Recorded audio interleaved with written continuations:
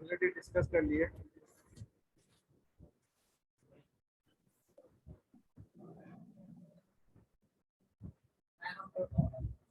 Addressing में linear probing और quadratic,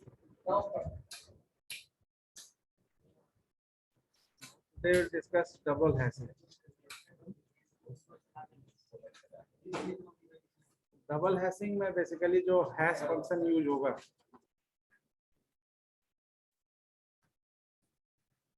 double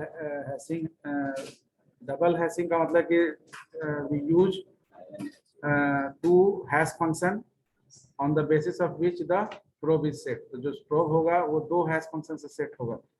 तो अब दो हैश फंक्शन को कंबाइन करके हम लोग जो है रिजल्टेंट आपका जो है वो हैश टेबल में की जनरेट करेंगे कि कौन सा पर्टिकुलर इंडेक्स पर आपका जो की इंसर्ट होगा। तो h k I is equal to I is the index. We have h1 k plus h2 k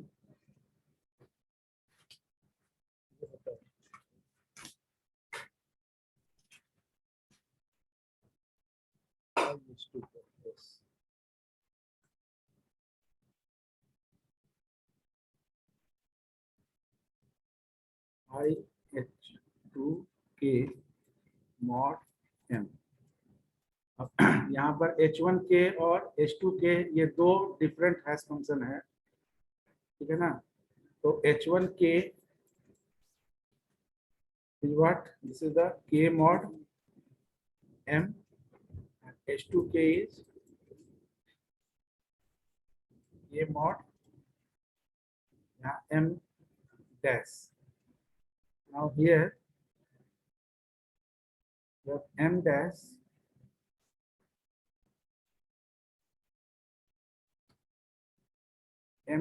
is equal to either m minus 1 और m minus 2।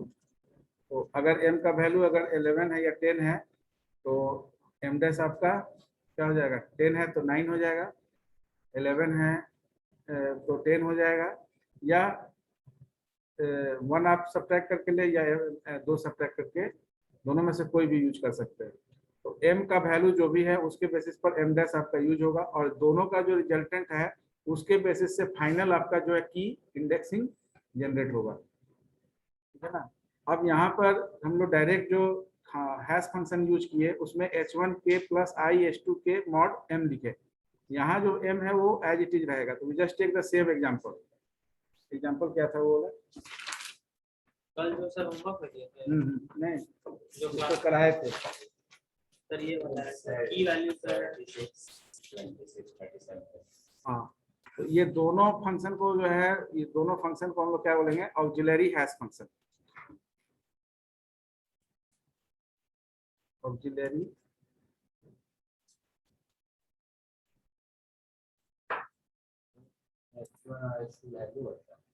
h1 और h2 is the naming given name given to the hash function। h1 hash function, h2 hash function। k आपका की हो गया, जो कि sequence में जो की दिया रहेगा वो उसका वैल्यू रहेगा। उस वैल्यू को मॉड m करेंगे h1k निकालने के लिए और mod m minus m dash करेंगे h2 निकालने के लिए। h1 और h2 जो निकलेगा उसको यहाँ पुट करके फिर मॉड m करके जो आपका है वो पर्टिकुलर इंडेक्स पोजीशन निकलेगा। अगर इंडेक्स हमारा फ्री होगा, उस पर्टिकुलर इंडेक्स पोजीशन में कोई डेटा नहीं होगा तो उसको एलोकेट करेंगे, नहीं तो नेक्स्ट ग्रुप के लिए फिर h1 h2 i का वैल्यू इंक्रीज हो जाएगा, यानी 0 के बाद फिर यहाँ ये भी मेंशन कर दीजिए where i is equal to 0 1 2 3 up to m minus m is what? Size of the of the hash table. Hash table H1K क्या है, तो H1K का जो डिफिनीशन है उसी को यहाँ मेंशन कर देना है। तो H1K is equal to K mod M है, और H2K आपका क्या है, K mod M dash. K आपका क्या है, आपको पता है K is the key value, ठीक है। और तो कुछ बचा नहीं। I क्या है, index of the hash table, यानी जो भी हैश टेबल का इंडेक्स होगा उस इंडेक्स के बेसिस पर आपका हैश टेबल का सीक्वेंस एलोकेशन होगा, यानी कि जिस इंडेक्स पर होगा आपका उसी इंडेक्स पर की आपका एलोकेट किया जाएगा। Question you just mention the question 1। Mainly इस फंक्शन को ध्यान में रखना आपको। क्वेश्चन में बहुत बार क्या है कि दिया रहता है, कभी कभी नहीं भी दिया रहता है, तो ये तीनों फंक्शन आपको ध्यान में रखना है। लीनियर प्रूविंग के लिए, लीनियर के लिए जो हैश फंक्शन यूज होता है, लीनियर प्रूविंग, इसमें क्या होता है, हाँ, तो ये हैश फंक्शन ध्यान में रखिएगा। सर ये स्टैंडर्डाइज कर दिया गया कि वही हैश हाँ हाँ, ये स्टैंडर्डाइज है, डबल हैश, ठीक है ना। तो इसमें लीनियर प्रूविंग के लिए क्या होता है, एच डैश क्या है, एच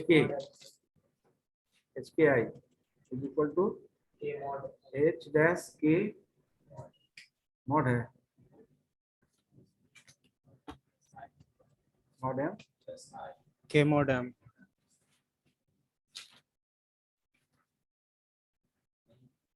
एच डैश के मॉड एम है, या एच डैश के प्लस आई, प्लस आई है, प्लस आई और इधर मॉड है।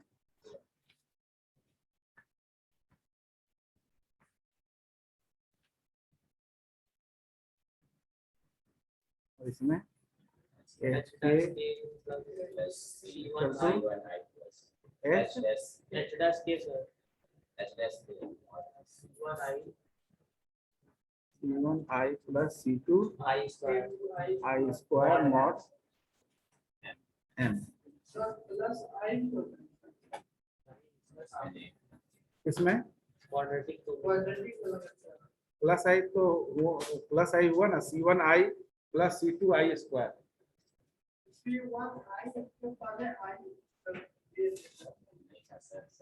नहीं सही है सर। देख लेते हैं।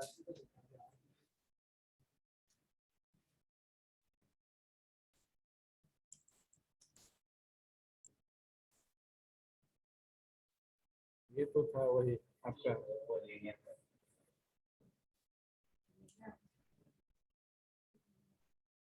हाँ, इसी के नीचे एच डैश के plus C1 I plus C2 I square mod है।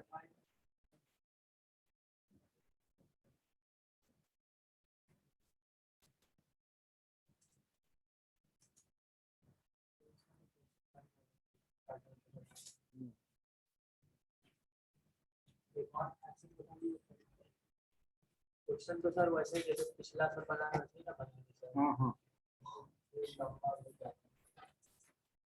नहीं, इसको आप ही को करने के लिए दे रहे हैं, केवल हम, हाँ बस मेन आपको ये हैश फंक्शन का मतलब, बाकी प्रोसीजर सेम है।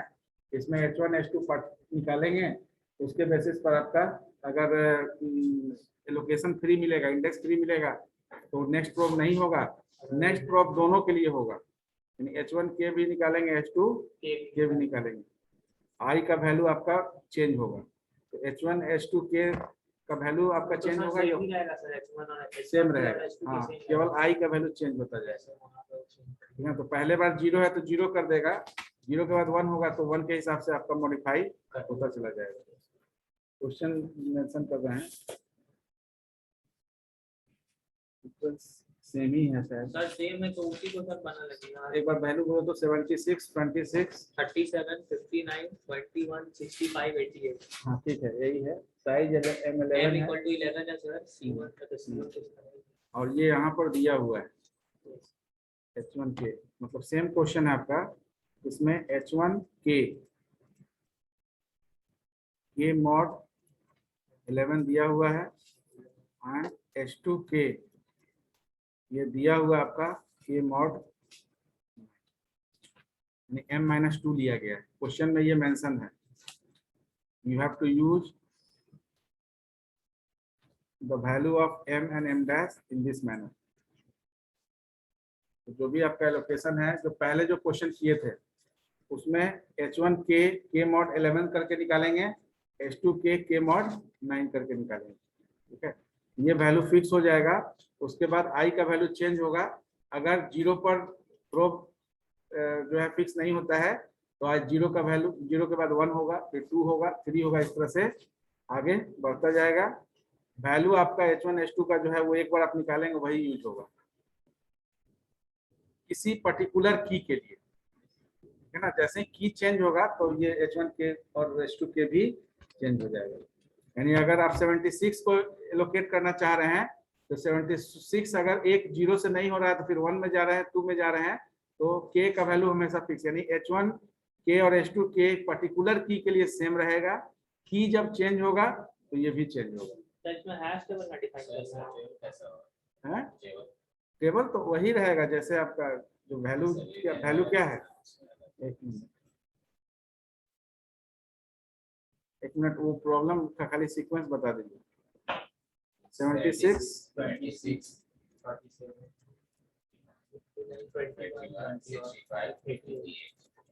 है ना।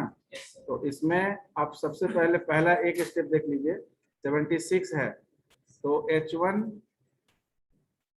HKI इक्वल टू यहाँ पर हो गया H76 0, I 0 से स्टार्ट किए, इज इक्वल टू ये हो गया H1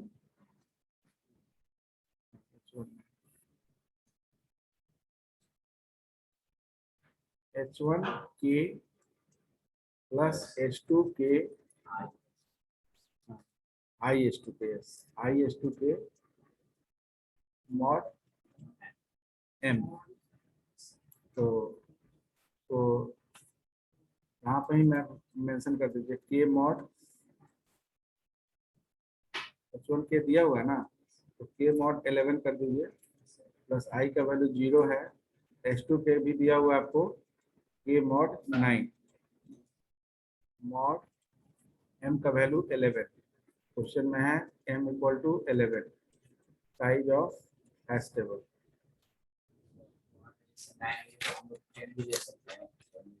वो क्वेश्चन में अगर कुछ नहीं मेंशन है तो K माइनस 11 माइनस 1 10 ले सकते हैं, लेकिन क्वेश्चन क्योंकि M-1 या M-2 यही दोनों हो सकता है, तो अगर क्वेश्चन में M-2 यूज किया हुआ है तो आपको M-2 ही यूज करना है, मतलब 11-2 ये क्वेश्चन में मेंशन रहेगा, ध्यान रखिए।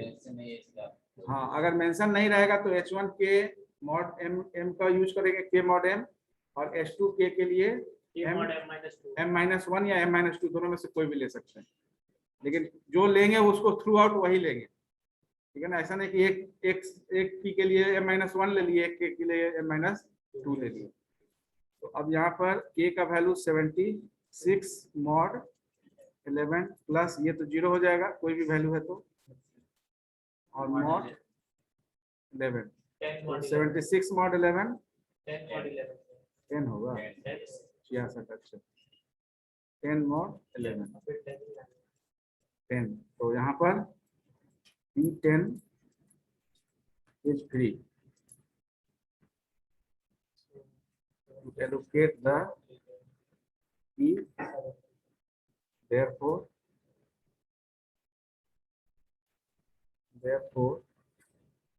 76 is inserted at P10 position।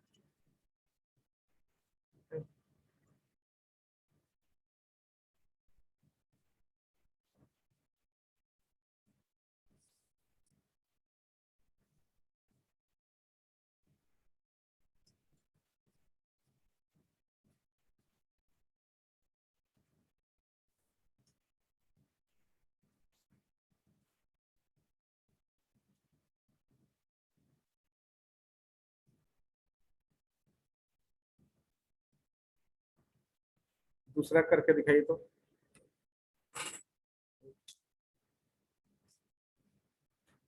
Twenty six को इंसर्ट करिए।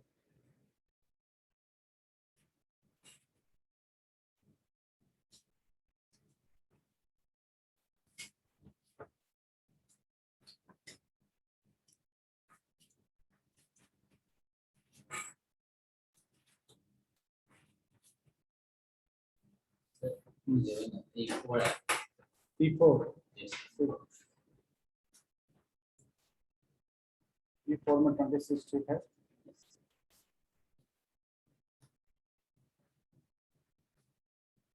रिपीट हो रहा है।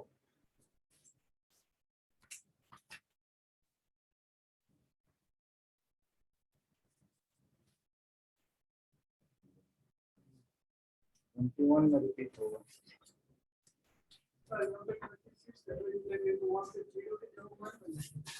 वहाँ पर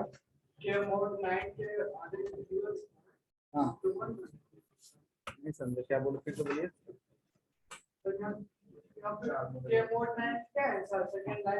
हाँ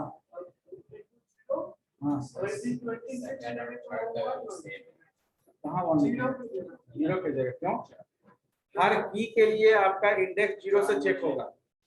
ये तो जैसे लीनियर प्रोग्रामिंग क्वाड्रेटिक प्रोग्रामिंग की वही करना है। 76 के लिए जीरो से स्टार्ट करेंगे 10 तक जाएंगे। अगर जीरो में काम हो गया तो आगे नहीं जाएंगे। 26 के लिए भी फिर जीरो से ही स्टार्ट करेंगे। आई का वैल्यू हमेशा जीरो से चलेगा हर की को इंसर्ट करने के लिए। ऐसा नहीं करना है कि ऐसा तो पहले भी नहीं किए हम लोग, पहले भी तो वही किए है ना, हर की के लिए जीरो से आई शुरू किए हैं। हाँ जैसे उसका कंफ्यूजन हो रहा था कि उसको कि आई का वैल्यू जीरो इसमें यूज कर लिए 76 तो अगला 1 यूज करेंगे, उसके बाद 2 यूज करेंगे, 3 यूज करेंगे, ऐसा नहीं करना है। सीधा इसमें तो तीसरे स्टेप से इंप्लीमेंट करेंगे सब में से पहला के लिए मतलब हाँ, जीरो हाँ। इंडेक्स के लिए तो तीसरा ही से स्टार्ट होगा। हाँ, हाँ। दूसरे वाले के लिए 4 होगा 26 के लिए। तीसरा वाला भी 4 है। 4 है तब तो आगे बढ़ेंगे। हाँ, तो आगे बढ़ेंगे तो आपका H1K और H2K नहीं बदलेगा, केवल उसमें वो आई का वैल्यू चेंज होगा। हाँ ये ध्यान रखिएगा। तो जीरो था इसका मतलब है H2K भी अब मल्टीप्लाई हो जाएगा, 1 आ जाएगा तो मल्टीप्लाई हो जाएगा, तो H2K का वैल्यू मल्टीप्लाई होगा। थर्ड का 5 आया। हाँ थर्ड का 5 आया। हाँ, इसको आप ऐसा भी कर सकते हैं कि जब क्वेश्चन में दिया रहेगा ना तो पहले शुरू में ही ये चीज निकाल लीजिएगा। ये चीज आप H1K मतलब पर्टिकुलर, लेकिन नहीं शुरू में निकालने से नहीं सब में होगा, चेंज आई होगा। ना है सर, यहाँ पे आई हाँ आई नहीं, K का वैल्यू चेंज होगा तो चेंज हो जाएगा, वो फिक्स नहीं हो सकता है। क्योंकि K जब 76 है तो उसका वैल्यू कुछ और रहेगा, 26 रहेगा तो H1 H2 का वैल्यू कुछ और रहेगा।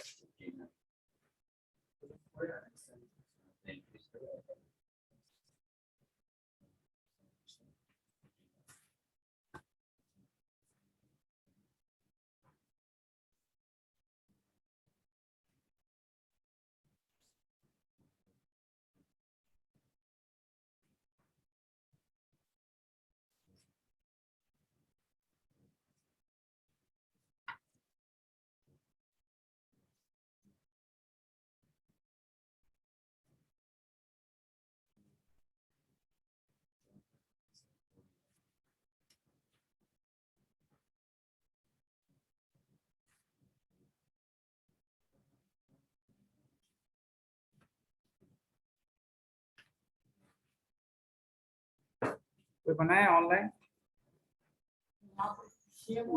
सर सेकंड वाला का वैल्यू सर 4th पोजीशन पे होगा सर। ठीक है, थर्ड वाला भी 4 पर ही थर्ड आएगा। वाला भी रिपीट कर रहा है सर। थर्ड का 5 उसका आया। प्रूफ थर्ड वाला में आई का वैल्यू इंक्रीज करेगा सर। पहला प्रूफ आई में तो नहीं 0 से 1 आएगा हो सर। जाएगा। ठीक, यस इसके बाद 4 का भी 4 आया उसका increase होगा।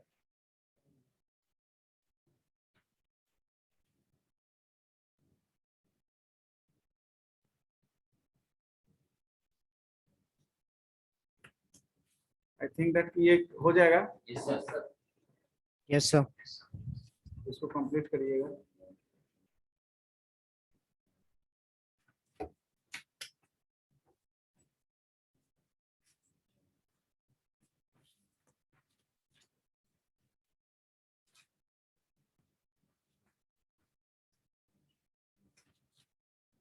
आपका 9 आया। हम्म,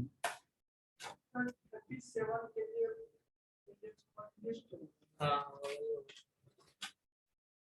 अब जैसे एक क्वेश्चन है, इसमें सारे को मिक्स कर देते हैं, जितना भी ओपन क्लोज एड्रेस ऐसे जितना भी यूज किए हैं, जस्ट मेंशन दैट क्वेश्चन, वो हो जाएगा, उसमें कोई दिक्कत नहीं है। No sir. Question is demonstrate the insertion की,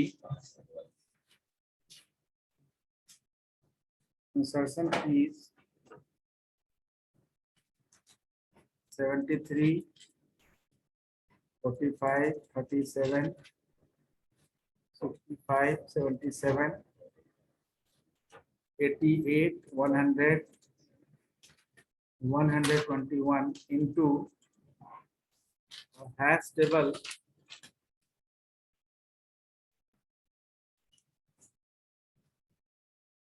with 11 slots using first part separate chaining hash table.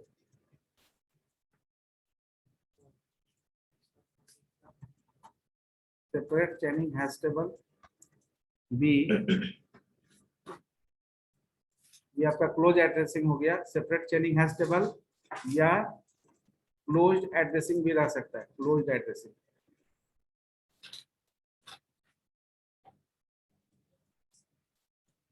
है ना। क्वेश्चन में सेपरेट चेनिंग या क्लोज एड्रेसिंग हैश टेबल दोनों में से कोई भी मेंशन रह सकता है। Then open addressing, second part, open addressing hash table using linear probing, linear probing, then open addressing hash table, open addressing hash table using quadratic probing with C1 equal to 0 and C2 equal to 2. D, open addressing, ये full question ऐसा आ सकता है 15 number में, हैं? नहीं तो इतना बड़ा नहीं की रहेगा, ये छोटा 4-5 तक रहेगा, बड़ा दिया है कि बड़ा, क्या दिक्कत है? ये आपको एक्स्ट्रा पेज मिलता है, उसमें जितना पेज रहता है वही नहीं भर पाइएगा। सर तो ऐसा अगर 10 पेज दे दिया तो आधा तो उसी में भर जाएगा। नहीं भरेगा, कितना 30 page open addressing hash table, आप अगर एवियर ट्री बनाने जाइएगा तो 5-6 अगर सीक्वेंस दिया हुआ तो एवियर ट्री में कितना पेज, 2-3 पेज लग जाएगा। अगर गलत रोटेशन कर लिए तो और ज्यादा पड़ जाएगा, ठीक है ना। डबल रोटेशन नहीं किए तो सिंगल रोटेशन से फिर और ज्यादा पड़ जाएगा। पेज की सब 2 पार्ट में बना सकते हैं। हाँ, एक ही पेज में आप पूरा घुमा सकते हैं उसको। एवियर ट्री में तो आप यहाँ से शुरू करिए, यहाँ तक जाइए, फिर आइए इधर, इस तरह से करते जाइए। तो वहाँ यूनिवर्सिटी का पेज क्यों बचा रहे हैं आप? अपना पेज में बचाने के लिए ऐसा कीजिए। वहाँ पर क्वेश्चन उस तरह का सेट किया जाएगा कि आपका पेज नहीं भर पाए। भर जाता है इसका मतलब कि एक्स्ट्राऑर्डिनरी स्टूडेंट है आप, ठीक है ना। तो open addressing hash table using and double hashing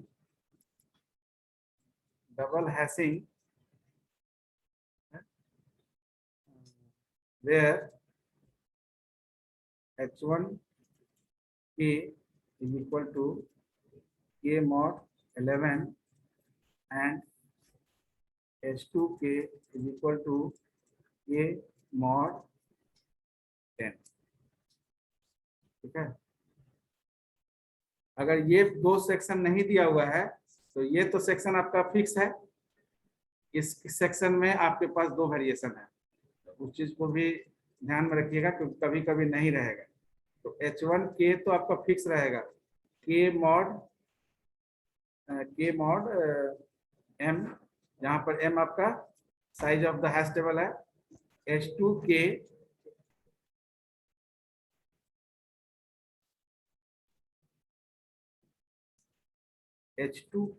is equal to K mod M dash, where M dash may be M minus 1 or M minus 2.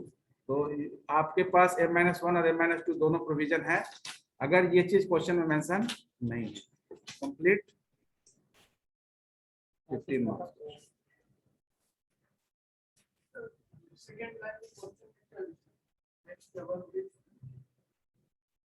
Second में इसमें demonstrate the insertion keys 73, 45, 37, 65, 77, 88, 100, 121 into a hash table with 11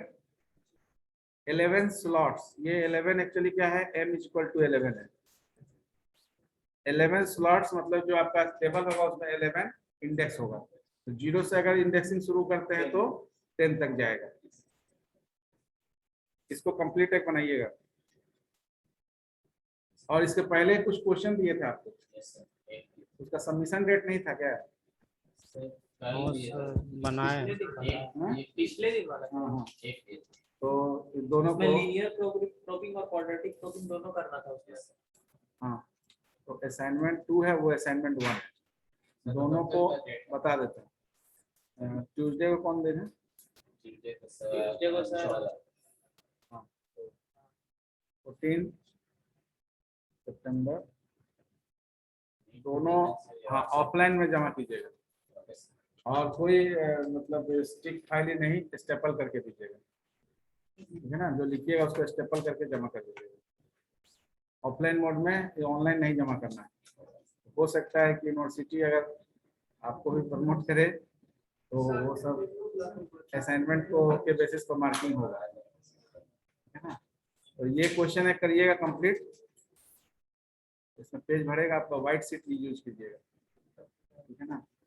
और वो आपका जो tree से related था sir, हाँ वो वाला ट्रैवर्सल से Yes, रिलेटेड sir, था, yes, sir. ट्रैवर्सल से सर, related। हाँ, हाँ, तो आप डाल दिए हैं सर वो जो बहुत पहले थे Combine। वो हाँ, पहला असाइनमेंट है कि जो ये हैशिंग वाला नहीं था।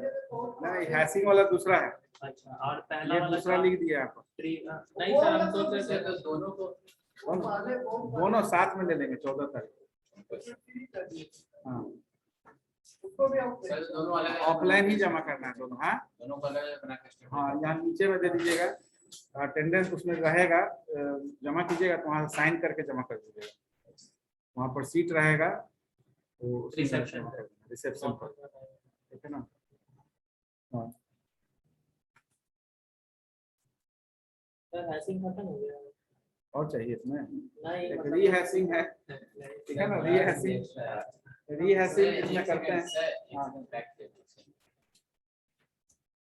सर इसका तो भेज ही दीजिएगा ना फिर। हाँ, इसको भेज दो, लिखने का जरूरत नहीं। उस दिन वाला आज, उस दिन नहीं हो पा रहा था नेटवर्क के चलते, तो आज भेज दिए थे।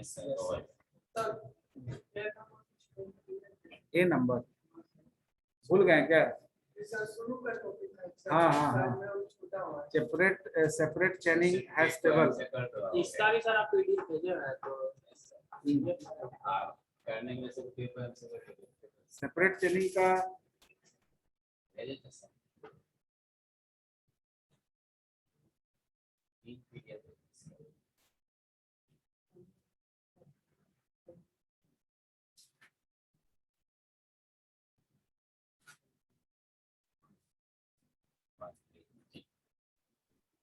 Excuse me sir. बोलिए।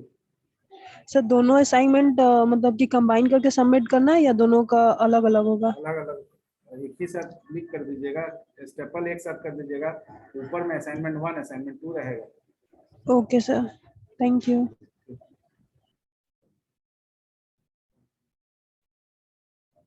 ये होंगे, एक बार आप लोग देख लीजिएगा, ठीक है ना?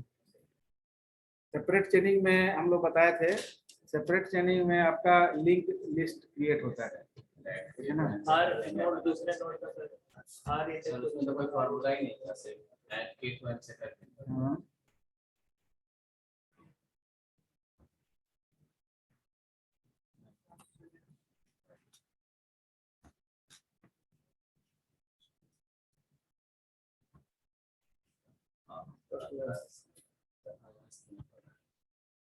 अगस्त वाला इसमें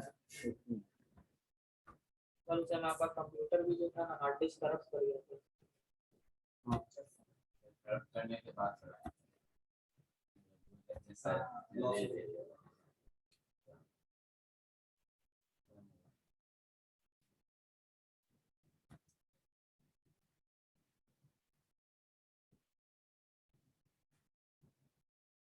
लास्ट वाला चलता है एक ही बार में निकल गया।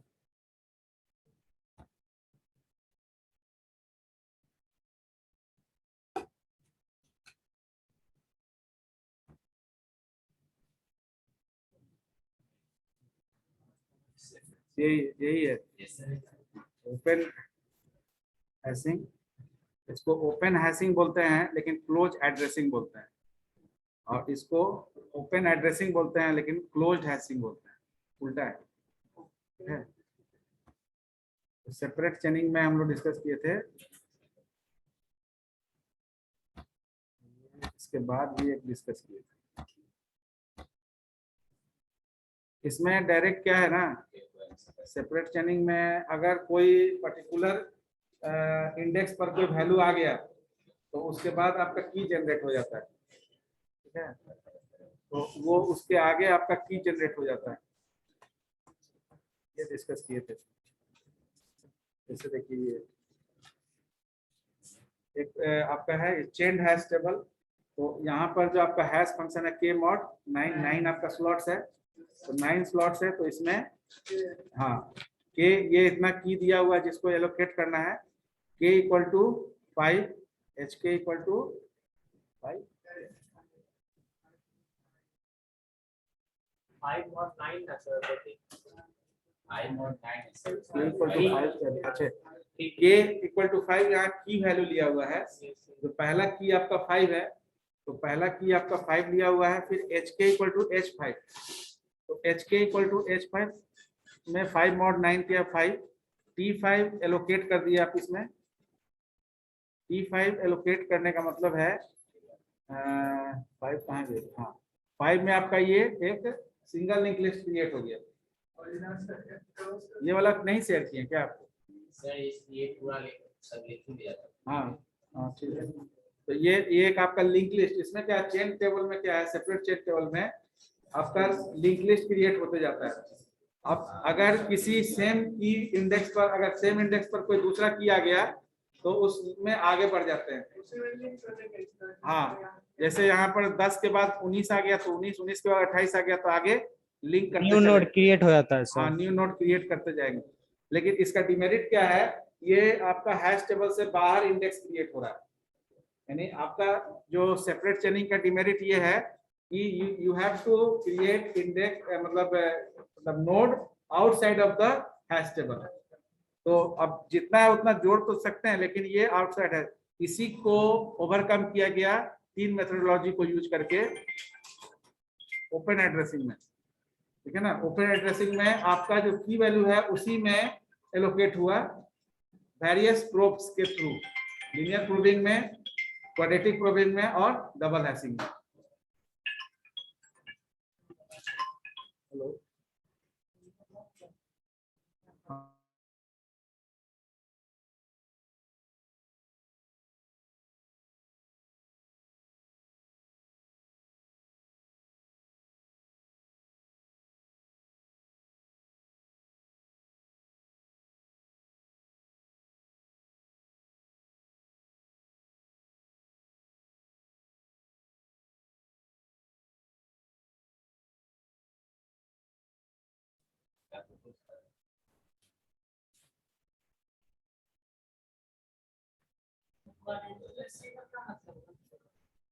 सी कांस्टेंट है, 2 कांस्टेंट यूज किया गया C1 C2 कांस्टेंट टर्मिनोलॉजी।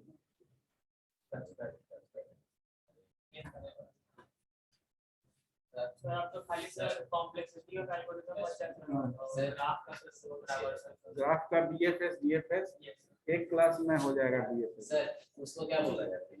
इसको पेन को सर, पेन, नहीं सर, इसको कुछ बोला इसको जाता है? पेन टैब, पेन को सर। लाइट पेन बोलना चाह रहे थे आप? हाँ। वो डिवाइस नेक्स्ट क्लास में तो कंप्लीट हो जाएगा। नेक्स्ट क्लास में कैसे कंप्लीट होगा? नेक्स्ट क्लास में मतलब बीएफएस हो जाएगा। हाँ, वो ग्राफ कंप्लीट हो जाएगा, आपका एल्गोरिथम रहेगा, उसका कंडक्ट कर देंगे। हाँ उसके बाद सर नीचे का सर कुछ टॉपिक है हाँ। नहीं समझे। सर हम लोग ऐड ऑन बहुत चाहते हैं, जितना ऐड ऑन सब तो एड ऑन ही लगा हुआ है जी, यही तो एगो चल रहा है यही चल रहा है। इसको। नहीं, सर ये सिंगल पेपर है। ठीक है, बीएफएस और डीएफएस, तो ये basically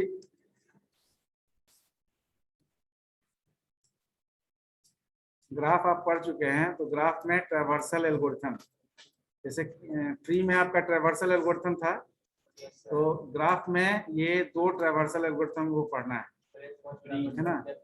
BFS breath first search, और ये हो गया आपका DFS depth first search, DREADTH। और लग रहा है इसमें थोड़ा क्लोज हो गया है।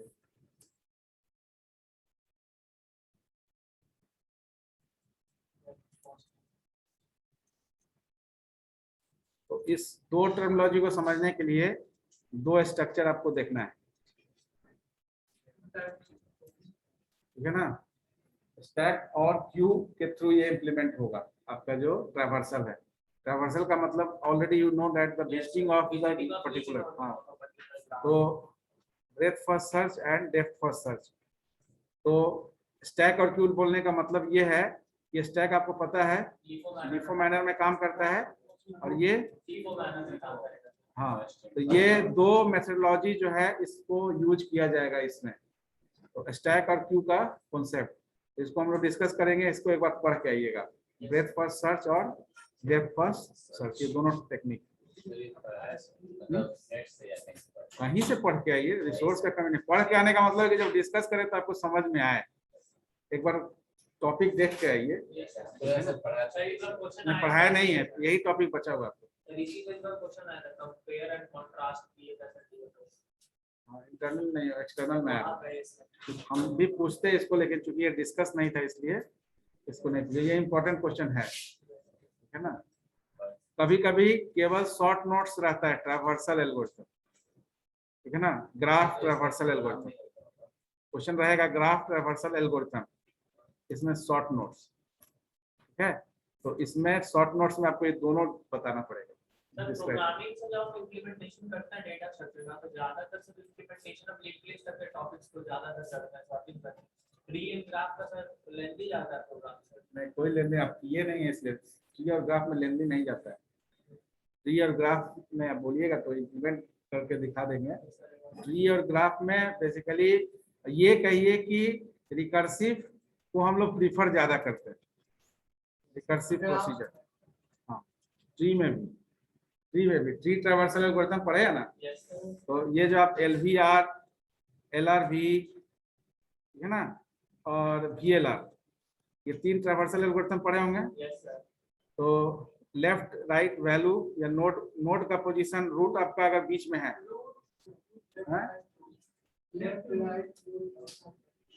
हाँ, left V stands for root ही है, क्योंकि इसको रूट नहीं बोलेंगे क्योंकि राइट के लिए R ले रहे हैं, ठीक है।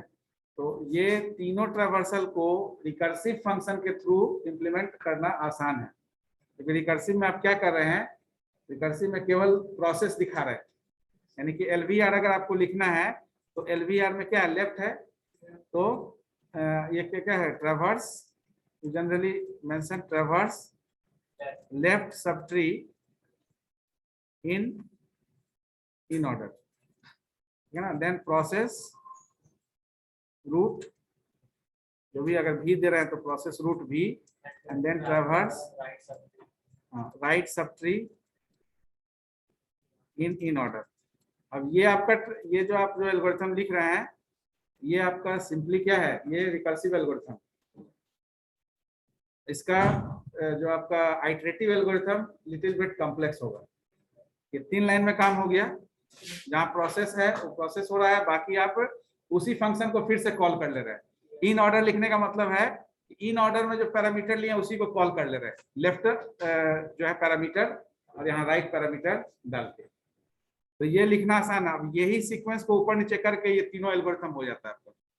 इसी को प्रोसीजर को जब फंक्शन में लिख देंगे तो यही लाइन के लिए आपका वो इन ऑर्डर का जो फंक्शन है वो यहाँ कॉल हो जाएगा। तो यहाँ जैसे लिखेंगे void इन, ठीक है ना। तो यहाँ पर आपका पहला जो है इन ऑर्डर ट्रैवर्सल है, तो इन फंक्शन कॉल होगा। यहाँ पैरामीटर जो भी आप लेंगे वो लेंगे। उसके बाद यहाँ पर प्रिंट कर देंगे क्या, %d जो आपका रूट होगा।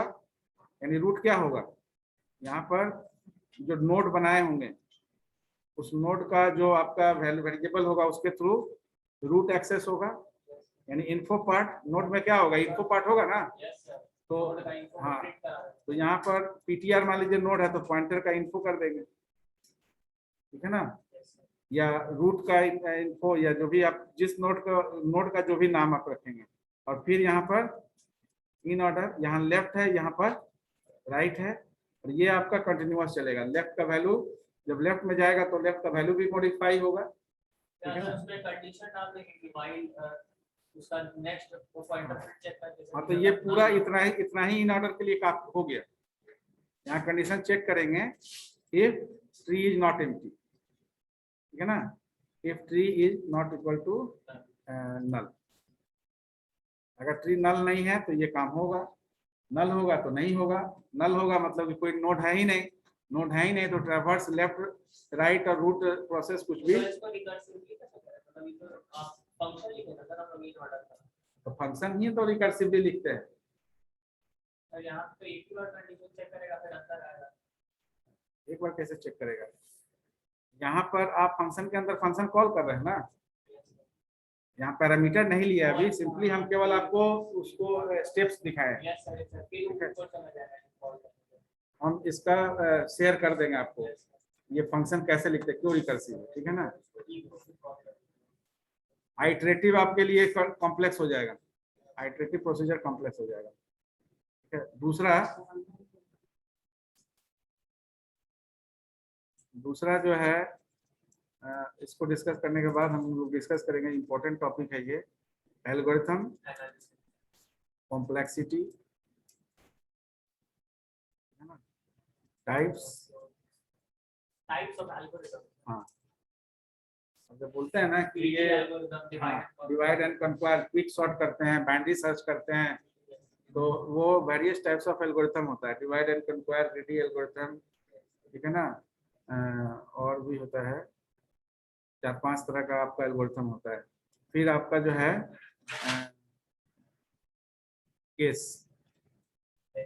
केसेस ऑफ एल्गोरिथम,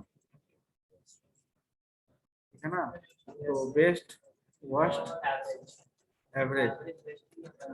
हाँ, तो अगर वर्स्ट केस आप दे रहे हैं that is O notation. Zero order अगर ओ नोटेशन का मतलब हुआ जीरो ऑर्डर, तो ओ नोटेशन अगर आप प्लेस कर रहे हैं इसका मतलब है कि वो एवरेज और बेस्ट सबके लिए एप्लीकेबल हो जाएगा, ठीक है ना। सर कहीं पे सिंपल रेजिस्टेंस पर पहले से रिप्रेजेंट करते हैं सर, रेजिस्टेंस को इस तरीके से। अच्छा, सिग्मा, ये आपका सिग्मा नोटेशन भी होता है, ठीक है ना। रेजिस्टेंस का होता है इस तरीके से। अच्छा, ये रेजिस्टेंस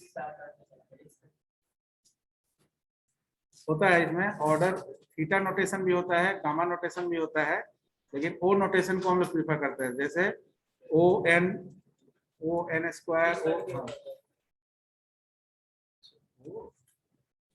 ये ओमेगा होता है, ओमेगा नोटेशन, ओमेगा नोटेशन, ठीक है ना। There is a theta notation also. Theta notation तो आप मैथ में पढ़े होंगे, और ये जो है ओ नोटेशन। चलिए, यही आपका बेस्ट, वर्स्ट और एवरेज तीनों के लिए यूज होता है, ये तीनों नोटेशन यूज होता है। लेकिन इसको हम लोग वर्स्ट केस को ही प्रीफर करते हैं, क्योंकि वर्स्ट केस में अगर एल्गोरिथम कोई डील कर रहे हैं तो वर्स्ट में एवरेज और बेस्ट दोनों आ जाएगा। बेस्ट करेंगे तो उसमें एवरेज और वर्स्ट नहीं आएगा।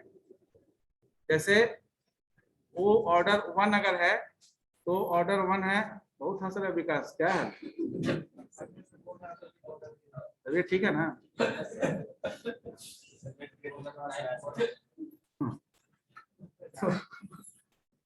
तो अगर आप बेस्ट केस में सोचिएगा तो वर्स्ट और एवरेज हैंडल नहीं कर पाइएगा, इसलिए वर्स्ट केस में आप सोचिएगा तो बेस्ट और एवरेज हैंडल हो जाएगा। ठीक है ना? तो एग्जाम में सब क्वेश्चन पढ़ के जाइएगा, इसका मतलब वर्स्ट केस में सोच रहे हैं, गड़बड़ हो सकता है। सेलेक्टिव हो जाइएगा तो मतलब बेस्ट केस में आप जा रहे हैं, तो बेस्ट केस में जा रहे हैं, हो सकता है जो सिलेक्शन आपका है वहाँ सेलेक्ट नहीं किया एग्जामिनर, तो अब गड़बड़ हो जाएगा ना। इसलिए हाँ, एग्जॉस्टिव स्टडी में कंप्लीट अगर पढ़ाई कर रहे हैं, सेलेक्टिव मोड आपका जो है ये खतरनाक हो सकता है अगर गूगल असिस्टेंस या कोई इस तरह का असिस्टेंस वहाँ अवेलेबल ना हो, है ना। अवेलेबल ओपन बुक भी एग्जाम होता है, तो अगर ओपन बुक नहीं है सिस्टम तब वहाँ पर आपको दिक्कत होगा।